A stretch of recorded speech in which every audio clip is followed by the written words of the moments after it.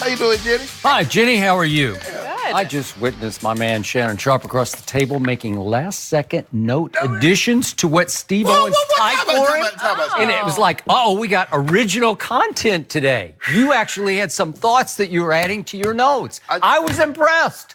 I'm scared for once. When will it ever stop? You dry snitching. Why you got to tell everything? I saw you. You were writing. You never write on your type notes that he types for you.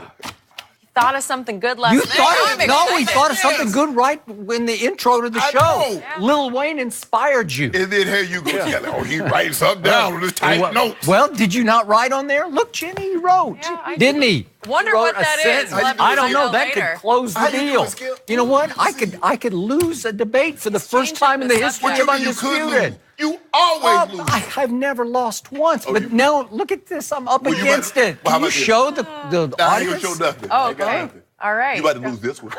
I'm You already know. LeBron Brady, you can't win, Skip. Ooh, we're gonna 'cause get you choose there. the wrong side every time. Let's see if Shannon's notes are going to help him today, because we have a lot to get to. Like this, will Anthony Davis be a Laker anytime soon? We also have Baker Mayfield, Juju Smith-Schuster on the show as well. But hey, we're going to start with Tom Brady. He's heading to his 9th Super Bowl on Sunday and can become the first player ever to win 6 rings. When you look at Brady's resume, it's only natural that people call him the GOAT of the NFL. Yesterday, Brady compared himself to a player that some people consider to be the GOAT of the NBA, LeBron James. Let's take a listen. We're similar athletes, LeBron and I, both great size and speed, jumping ability, shooting, not quite. No, he's a much better athlete than me. I think some people are born with great height. Some people are born with great size, great speed, and some people are born with other things that I would say are more intangible. And I think competitiveness and the ability to compete has been a great attribute for me. And it started when I was young, and it was really a part of my whole family. I mean, everyone was the same way, so it was definitely in our family's DNA to compete and to want to just play to win. All right, I love Super Bowl week. So much good Brady content. Shannon, what do you make of Brady's comments? I think he was obviously, clearly he was being very facetious. Yeah, a little smile. Great speed, strength, leaping ability, shooting ability. But Skip, normally when we think of greats, historically transcendent figures, they're normally high draft picks. When you go basketball, you think of Kareem, you think of Jordan with the 3rd pick in the draft, Magic 1st overall, LeBron, yada, yada, yada. We don't normally see guys that go on and do what Tom Brady. And so if you believe Tom Brady is the GOAT, he was a 6th-round draft pick. That's where they part ways, Skip. And for me, although they're both great players, and you argue either way, GOAT, this one, GOAT, that one, the GOAT, I think they have more differences than similarities. Because if you look at LeBron, Skip, the expectations, I looked this up this morning, LeBron James appeared on Sports Illustrated before Tom Brady, and he's 7 years younger. That's a good point. That's And what do you, true. Skip, what do you hear me say a lot of times? Is that what you wrote on there? There that you what it go. was? Stop! That was a bingo. That was a touche. The number one thing, a lot of things kill careers, but I believe one of the number one things that kill a career is expectation. Yeah. LeBron James had the world on his shoulders. Oh, I agree. At the age of 17. He got drafted number 1 overall. It wasn't no it was about, okay, we have a game-changing, a generational player who's about to change our fortunes. Tom Brady was a 6th-round draft pick. He got drafted to a team that had just given Drew Bledsoe the first $100 million contract. So he wasn't thought as a organizational changing player. Had to bide his time, and things happen. Tom Brady's played for one coach, one team in 19 years. LeBron James has played for 5 different coaches, and now on his 3rd team. So if we just take the first 15 years of his career, basically he had a coach every 3 years, and he went to 8 straight finals. Tom Brady's gone to 8 straight AFC title games. He's played in 9 Super Bowls. The different level of spotlight and expectations that come along with being LeBron James. Now Tom is in that stratosphere where the expectations, he's expected to perform at a very high level. And when Tom Brady doesn't have a good game, we need to know why. What's going on? Is Tom getting old? Is he slipping? just like LeBron. LeBron has a bad game. Is he getting old? You know, he hadn't come back from that groin, you know, Jenny. You know, he's only 34, but that groin has kept him out for like 6 weeks, Jenny. Something's going on. Father Time tapping him on the shoulder. See, there you go. Right? Well, I don't know. Father Time is not. A while. LeBron James, over the last 3-4 years, he's been more outwardly, Skip, saying, I'm the GOAT. He's said things, he's done things to make you think. Now, there's no doubt in my mind that he's always thought this, but he's gotten very, very comfortable saying this. Tom Brady, you saw a little bit in Tom versus Time, how he thinks. Because, you know, Tom is like, oh, golly gee whiz, Tom, he's so humble, he doesn't think.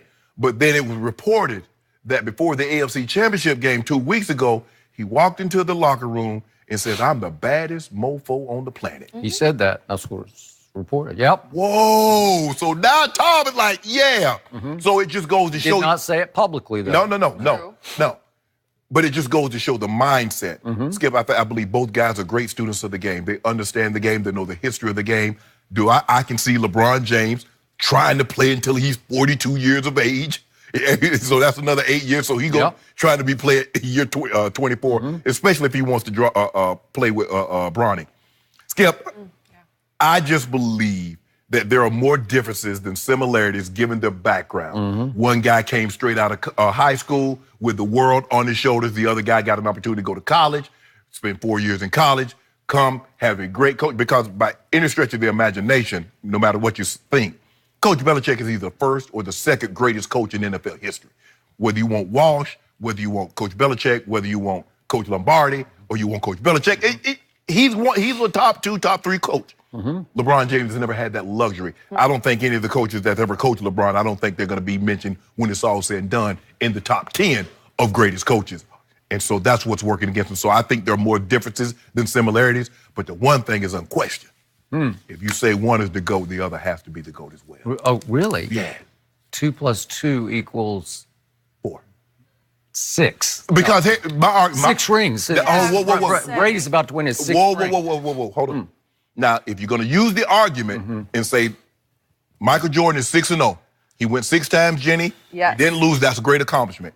You can't then say Tom Brady is the GOAT because he's gone to 8 and lost 3 and not say Joe's the, because if undefeated weighs in favor of one, it has to, weighs in for the other. So is it more important to get knocked out in the second round? Because guess what? Michael Jordan was getting knocked out in the first round, getting swept in the first round. He doesn't get finals deams. LeBron James don't know what that's like to get knocked out in the first round. I would like to leave the original and only 23 out of this discussion. No. Really? This is about the faux GOAT. That doesn't have to do with that, Skip. Faux GOAT. No. The fake 23 and the real 12 up in Foxborough, because there's only one number 12. Jay Bradshaw said, that's me. Yeah, that's this guy. And the faux 12 is in Green Bay. You don't do that, Skip. Okay. Different discussion. Yeah. Why did Tom Brady last until the 6th round of his draft? Because he had absolutely nothing in common with LeBron James physically, right? No. He ran the ugliest 40-yard dash in the history of the combine. It's just hard to watch. It's hard on your eyes. It was an eyesore of a 40-yard dash. Did he have the biggest arm? No, he did not. No. Did he have John Elway's athletic? He did not. Nope. Did he have any touch of Michael Vick? Nope.